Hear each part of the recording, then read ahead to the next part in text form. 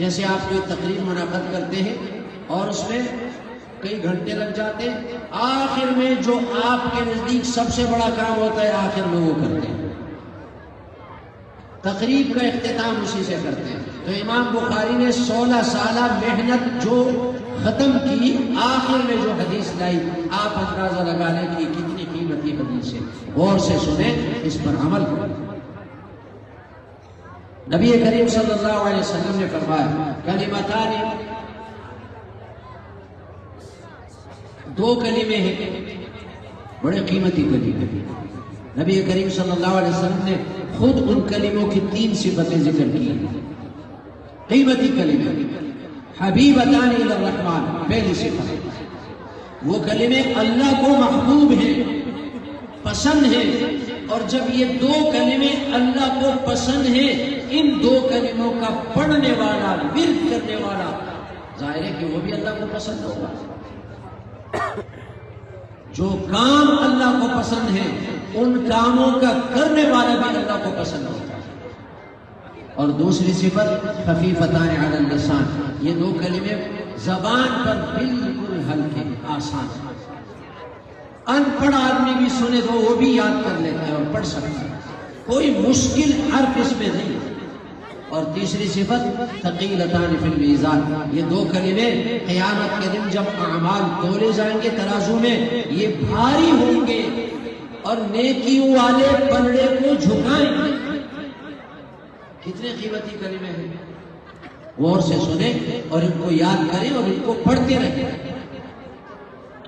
سبحان اللہ وبحمدہ، سبحان اللہ العظیم، یہ کلمے ہیں، سبحان اللہ وبحمدہ، سبحان اللہ العظیم۔ ان کلمات کی نبی کریم صلی اللہ علیہ وسلم نے تعریف فرمائی، ان کی اہمیت بیان فرمائی، ان کی فضیلت بیان فرمائی۔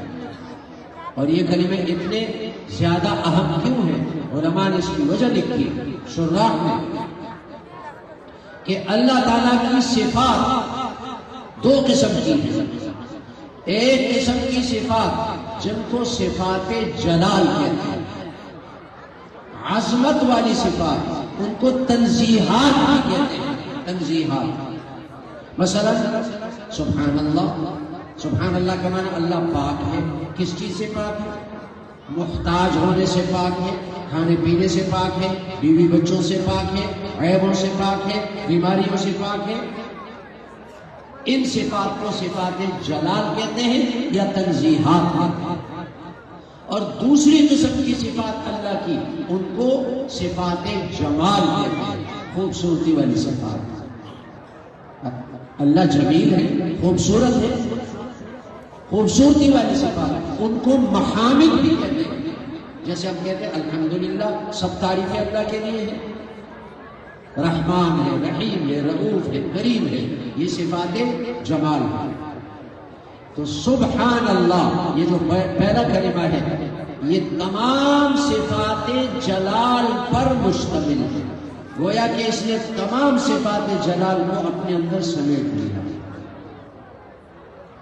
اور دوسرا کلمہ وَبِحَمْدِهِ، اس نے اللہ کی تمام صفات جمال ان کو اپنے اندر سمیٹ لیا۔ اس لیے اللہ کے ہاں یہ 2 کلمے بہت قیمتی ہیں، سبحان اللہ وبحمدہ۔ اور صحابی نے نبی کریم صلی اللہ علیہ وسلم سے پوچھا ای الکلام احب الی اللہ، اللہ کے نزدیک سب سے زیادہ پسندیدہ کلام کون سا ہے؟ دیکھیں، ایک تو قرآن ہے، قرآن تو اللہ کا کلام ہے۔ بندوں کے کلام میں سب سے زیادہ محبوب کلام اللہ کے نزدیک کیا ہے؟ تو نبی کریم صلی اللہ علیہ وسلم نے فرمایا وہ کلام جو اللہ نے فرشتوں کو پڑھنے کے لیے منتخب کیا، فرشتوں کے پڑھنے کے لیے منتخب کیا۔ اور وہ فرشتے کیا پڑھتے ہیں؟ سبحان ربی و بحمدہ، سبحان ربی و بحمدہ، اور یہاں سبحان اللہ و بحمدہ۔ فرشتوں کا یہی ذکر ہے۔ فرشتوں کو اللہ جس کام پہ لگا لیتا ہے وہ اس کام کے علاوہ دوسرا کام نہیں کر سکتے، جو ڈیوٹی ہے وہ وہی ڈیوٹی پوری کرتے ہیں۔ تو فرشتوں کا ذکر یہی ہے، سبحان ربی و بحمدہ۔ اور پھر سبحان اللہ العظیم، یہاں دوبارہ سبحان اللہ، یہ صفات جمال کی طرف جلال کی طرف اشارہ ہے، العظیم صفات جمال کی طرف اشارہ ہے۔ تو یہ کلمات بہت قیمتی کلمات ہیں۔ حضرت سلیمان علیہ السلام کو اللہ تعالیٰ نے پوری دنیا کی حکومت عطا فرمائی، انسان و جنات پر، درندوں پر، پرندوں پر، سمندر کی مچھلیوں پر، اور ایک تخت اللہ نے ان کو دیا، غدوها شہر و رواحها شہر۔ اتنا بڑا تخت تھا کہ ہزاروں انسان، فرشتے اور پرندے اس پر بیٹھ جاتے، اور صبح کے تھوڑے سے وقت میں 1 مہینے کی رفتار، 1 مہینے کی مسافت طے کرتا تھا، اور شام کے تھوڑے سے وقت میں 1 مہینے کی مسافت طے کرتا تھا۔ تو وہ تخت ہوا پہ جا رہا ہے، اور نیچے ایک بندہ زمین پہ کھڑا ہے، اس نے کہا سبحان اللہ۔ سلیمان علیہ السلام کو اللہ نے اس کی بات سنا دی، تخت نیچے اتارا، اس بندے سے پوچھا کیوں تو نے سبحان اللہ کہا؟ اس نے کہا بس اللہ کی قدرت کو دیکھا، اتنی عظیم الشان قدرت، اتنا بڑا تخت وہ ہوا میں اڑ رہا ہے تو میں نے سبحان اللہ کہا۔ تو سلیمان علیہ السلام نے فرمایا بندے مومن کے نام اعمال میں یہ سبحان اللہ ایک کلمہ میری ساری بادشاہی سے زیادہ قیمتی ہے، زیادہ قیمتی۔ ساری بادشاہی وہ فانی ہے، سونا چاندی ہیرے جواہرات یہ سب فانی ہے، فنا ہونے والے ہیں، یہ سبحان اللہ جو کہا تو یہ باقی ہے، اور یہ قیامت کے دن اس کے بدلے درخت اگایا جائے گا جنت میں۔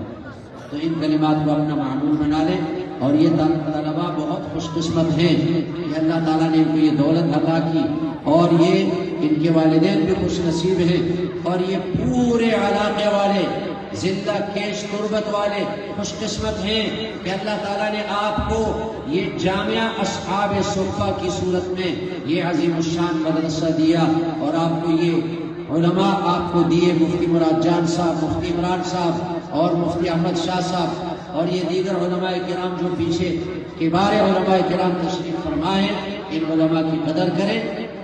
جو علماء کی قدر کرتا ہے اس نے علم کی قدر کی، جو قرآن والے کی قدر کرتا ہے اس نے قرآن کی قدر کی، جو احادیث کے عالم کی قدر کرتا ہے اس نے احادیث کی قدر کی۔ اللہ جل شانہ عمل کرنے کی توفیق عطا فرمائے۔